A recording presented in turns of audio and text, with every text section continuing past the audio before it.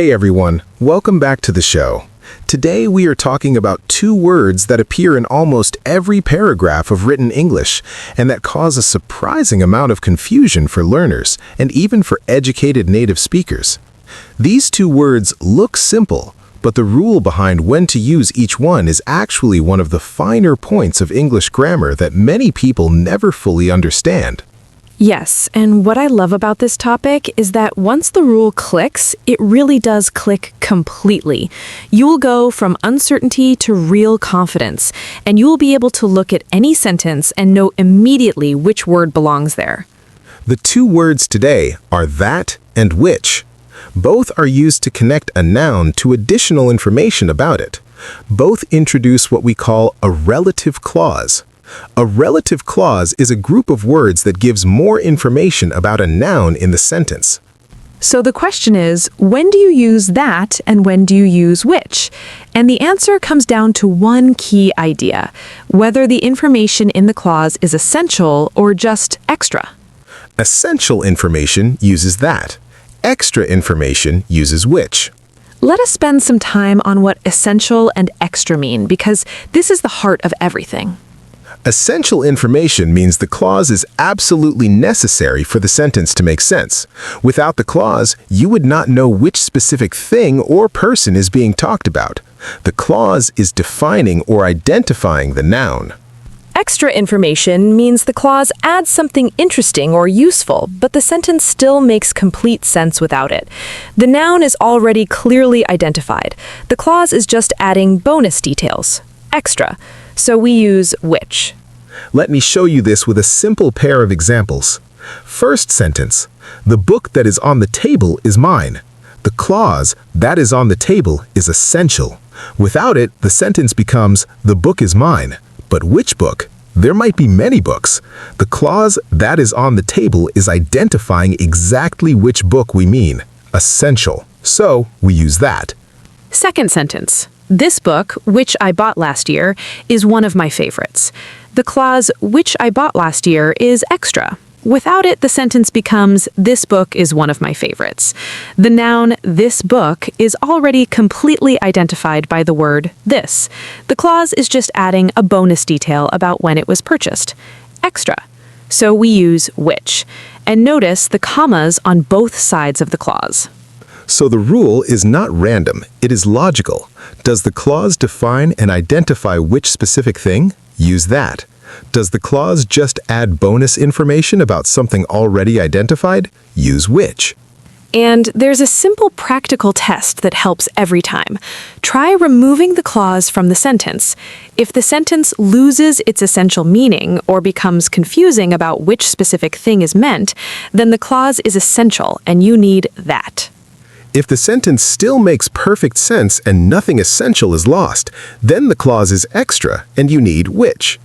That removal test is your best friend with this grammar point. Remove the clause. Does the meaning fall apart? That. Does the meaning stay clear? Which. And which clauses in formal writing always have commas around them. The commas signal that this information is extra and could be removed. That clauses never have commas before them because they are essential and cannot be removed. So the commas are your visual guide. No comma before the clause means that. Commas around the clause mean which.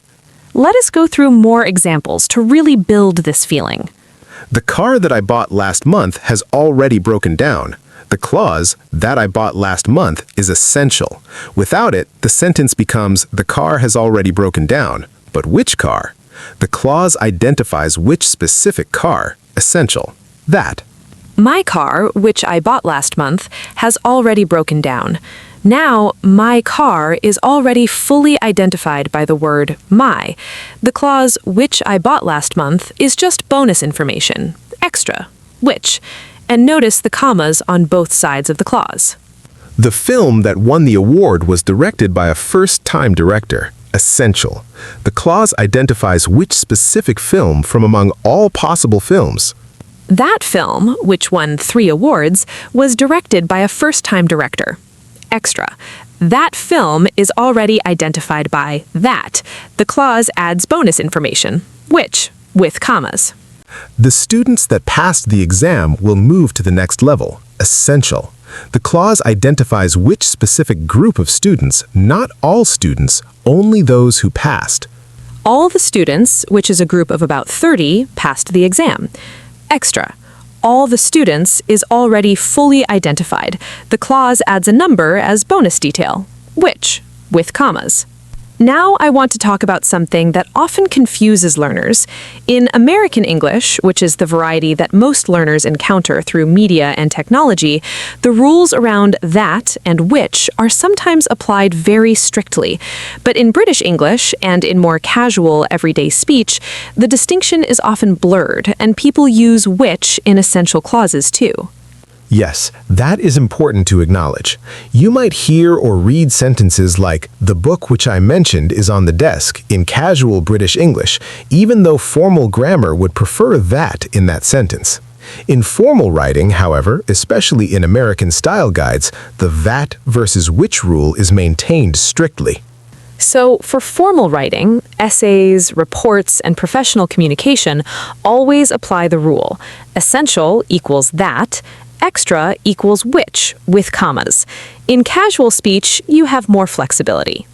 Now, let me go deeper into the essential clause, because I think learners sometimes struggle to feel when information is truly essential versus just informative. Ask yourself this question about the clause. Does this clause tell me which specific one we are talking about? If the answer is yes, the clause is essential and you need that. Think about a sentence like, "I want to read the books that change the world." That change the world is essential because it identifies which specific books among all books in the world. It narrows the noun down to a specific group. Now compare with, I have 3 books on my desk, which I plan to read this week. The books are already identified by 3 books on my desk. The clause, which I plan to read this week, is just extra information about plans. Which, with commas. Now, another way to feel the difference is to ask whether you can say, "by the way," before the clause. If "by the way" fits naturally, the clause is extra and needs which with commas. If "by the way" sounds awkward or impractical, the clause is essential and needs that. My sister, which, by the way, lives in London, is visiting next week. That sounds natural. The clause is extra. Which, my sister, by the way, lives in London, is fine, but the clause is not in the original sentence structure. The clause, which lives in London, sounds unnatural for people, but the test helps. Let me give you a cleaner example. This laptop, which, by the way, I only bought 3 months ago, is already having problems. The "by the way" test works perfectly here. It is extra information, which, with commas. But the laptop that I bought 3 months ago is already having problems. You cannot naturally insert "by the way" inside that clause. The clause is essential. It identifies which laptop. That, no commas. The "by the way" test is very practical and easy to apply in real time when you're writing. Now, let me ask you about some situations involving people, because learners sometimes wonder whether that can be used for people in relative clauses. Great question. The formal grammatical rule says you use who for people in relative clauses. The woman who called me was very polite. The teacher who helped me was extraordinary. But in everyday English, especially in essential clauses, that is very widely used for people too. The person that called you is waiting outside. The students that passed will continue. These are completely natural and widely accepted in everyday English. In formal writing, and especially in essential clauses about people, who is preferred. The candidate who was selected has extensive experience. But that is common enough that using it for people will not be considered wrong in most contexts. And for extra clauses about people, you use who with commas. Never which for people. My colleague, who has been with the company for 10 years, was promoted today. Not which, who. Always who for people in extra clauses. So the distinction for people is who in formal essential clauses, that in informal essential clauses, and who with commas in extra clauses. Which is for things, not people. Now, let us go through the most common mistakes learners make with that and which. Mistake number 1 is using which without commas in essential clauses, writing, "The book which I read last night was brilliant." In formal grammar, this should be, "The book that I read last night was brilliant." The clause is essential and needs that with no comma. Mistake number 2 is using that in extra clauses with commas, writing, "This book that I bought last year is wonderful." The commas signal an extra clause which needs which. This book, which I bought last year, is wonderful. Mistake number 3 is forgetting the commas around which clauses, writing, "The building which was built in 1920 still stands today," when it should be, "The building which was built in 1920 still stands today." If the clause is extra, the commas must be there. Mistake number 4 is confusing the rule by overthinking it. Learners sometimes add commas everywhere or take them away everywhere out of uncertainty. The removal test and the by the way test are your guides. Trust them. Mistake number 5 is using which for people in extra clauses, writing, "My friend which called me yesterday was upset." For people in extra clauses, it must be who, not which. My friend who called me yesterday was upset. Mistake number 6 is treating the rule as optional in formal writing. In essays, academic papers, and professional documents, the rule is expected. Editors and teachers will notice if you use which in essential clauses without commas.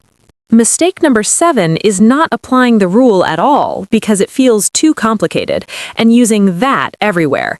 While that in essential clauses is always correct, using that in extra clauses where which belongs is a missed opportunity for precision and polish in formal writing.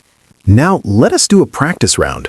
I will give you a sentence with a blank, and you fill in that or which and tell me whether commas are needed. Ready? The museum blank we visited last summer has a new exhibition. That or which with commas. Let me test it. The museum is already identified. We visited last summer sounds essential because it identifies which museum. The museum that we visited last summer has a new exhibition. That, no commas. But actually, if I say, "The Louvre blank we visited last summer has a new exhibition," Which with commas. The Louvre is fully identified by its name. The clause is just extra bonus information.